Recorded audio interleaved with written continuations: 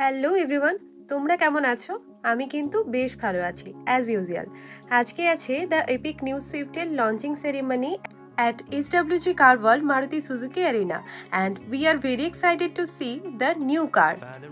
এই অ্যারেঞ্জমেন্টটা আমরা সবাই মিলে বেশ আনন্দ করে করেছি, তাই তোমাদের কেমন লেগেছে আমাকে কিন্তু কমেন্ট বক্সে কমেন্ট করে জানিও। Swift is a brand which we are carrying from last 14 years as a brand image as per Maruti Suzuki. And this is the fourth generation Swift.